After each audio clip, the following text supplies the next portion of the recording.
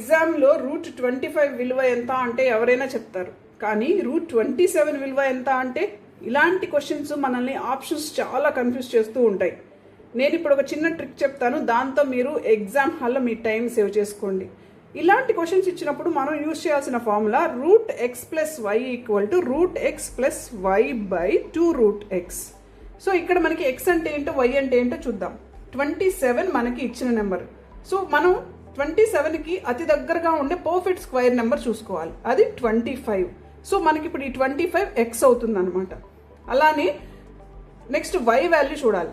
y అంటే వాళ్ళు ఇచ్చిన నెంబర్ 27కి మనం దగ్గరలో తీసుకున్న పర్ఫెక్ట్ స్క్వేర్ 25కి ఉన్న డిఫరెన్స్. సో దట్ ఈస్ 27 - 25 అంటే y వాల్యూ 2 అవుతుంది అనమాట. సో ఇప్పుడు మనం ఈ ఫార్ములాని అప్లై చేద్దాం. సో √x అంటే x అంటే 25 కాబట్టి √25 అంటే మనకి 5 ప్లస్ y వాల్యూ 2 బై మళ్ళీ 2 √25 అంటే 5, అప్పుడు 2 × 5.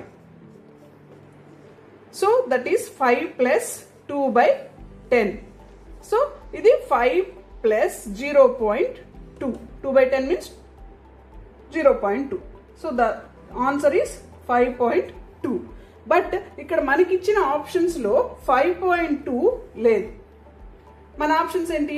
5.10, 5.15, 5.19, 5.25.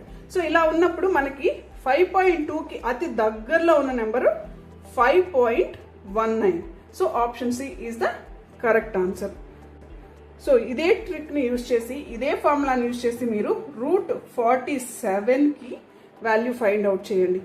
ఇక్కడ మన options, option A 6.18, option B 6.81, option C 6.85, option D 6.7. మీ ఆన్సర్ ఏంటో తప్పకుండా కామెంట్లో చెప్పండి.